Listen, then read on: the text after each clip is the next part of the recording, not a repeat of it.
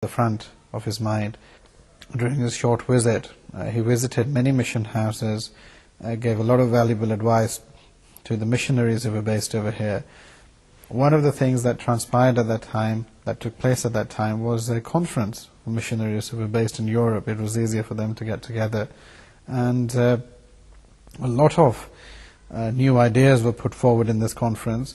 All the missionaries who came together not only had the benefit of sitting with the Muslim Hazrat seeking his advice and guidance, but also a lot of new suggestions were given whereby spreading the message of Ahmadiyyat could be increased and spread at a much faster pace than before, and some of these were adopted as well.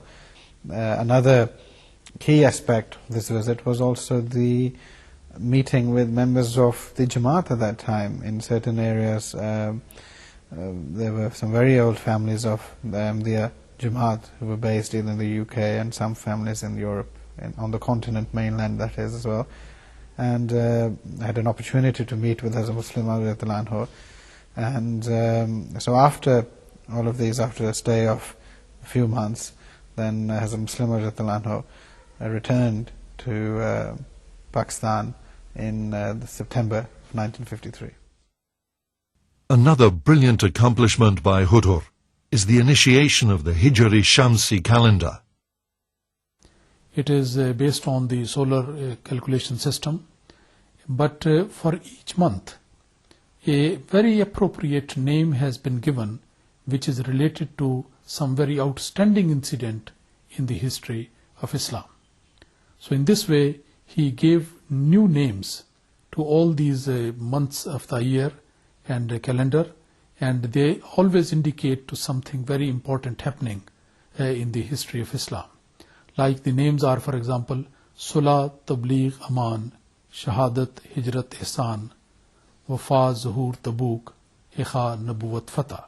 These are the 12 names, and they are according to the normal calendar. 12 months are there, and based on the solar calculations. His books and pamphlets, which number more than 200, show him to be an eminent divine, a discerning mystic, and an expert analyst of eternal verities.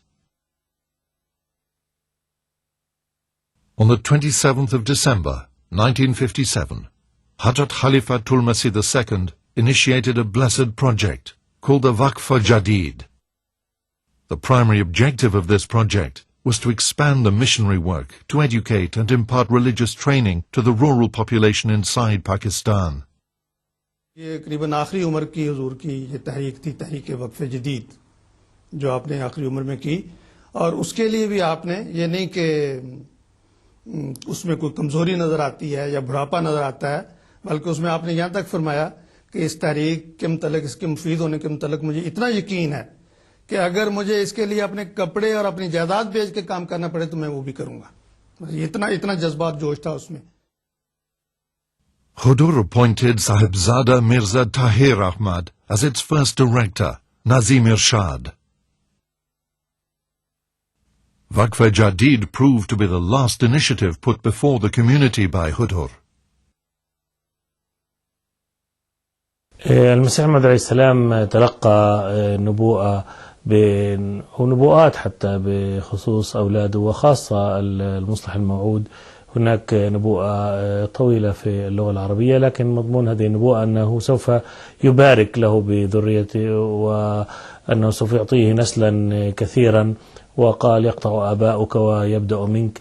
ورأينا أن في بشكل خاص ما يتعلق بالمصلح الموعود، يعني الله سبحانه وتعالى وفقه بأن خدم الجماعة 52 سنة، وأيضا من أولاده الابن الأكبر مولانا ناصر أحمد الذي أصبح فيما بعد الخليفة الثالث للجماعة، وأيضا الخليفة الرابع رحمه الله حضرة ميرزا طاهر أحمد، وأيضا من بنته جاء أيضا، ومن أخوه يعني بنته وابن أخوه جاء الخليفة الخامس حضرة ميرزا مسرور أحمد. فهذه البركات رأينا أن من أولاد المصلح الموعود الخليفة الثاني ومن بناته أيضا جاء الخلفاء ورجال الذين حصلوا على مناصب عليا في الجماعة وخدموا الجماعة بكل حب وتفاني، خدموا الإسلام في جميع أنحاء المعمورة. The health of Khalifatul Masih II entered upon a prolonged process of slow but progressive decline, and the end came on the 8th of November, 1965, at 2:20 a.m. His demise shook the movement to its foundations. Every member of the movement was overwhelmed with grief, the depth and intensity of which were beyond measure. The shock was bewildering and baffling. It seemed that the vacuum thus created would be hard, if not impossible, to fill. Everyone, however, realized that the divine will was supreme, and no human being was immortal. The members of the community converged in large numbers upon Rabwa for the purpose of seeking comfort and consolation for each other's company, and to pay their tribute of love and devotion to the sacred memory of the Holy One who had guided the destinies of the movement for more than half a century, and had given freely of his love, sympathy and support to everyone, without discrimination. On the 9th of November, 1965, at 4:30 p.m., Hazrat Mirza Nasir Ahmad, Khalifatul Masih III, led the funeral prayer. Almost 50,000 faithful who had converged upon Rabwa, having paid their last respects, joined in the funeral prayer.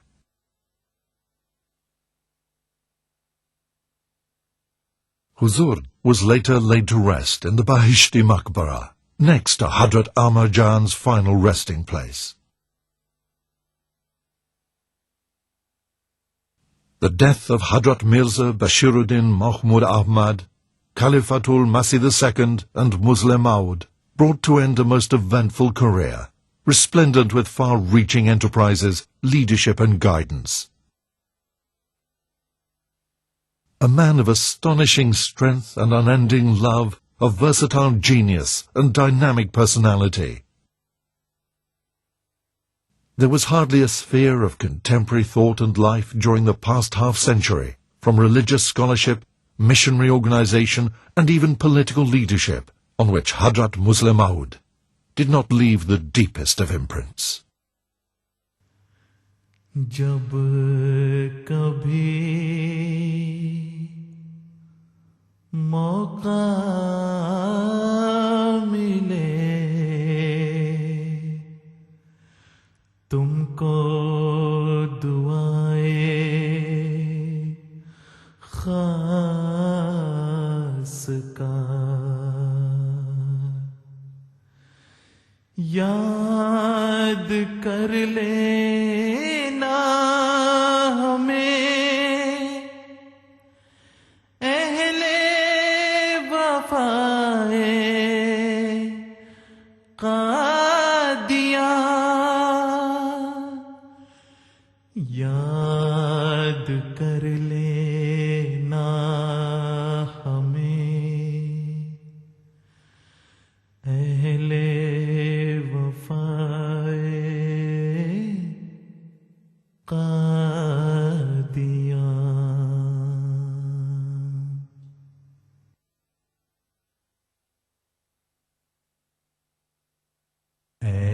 फज़ले Umar तेरे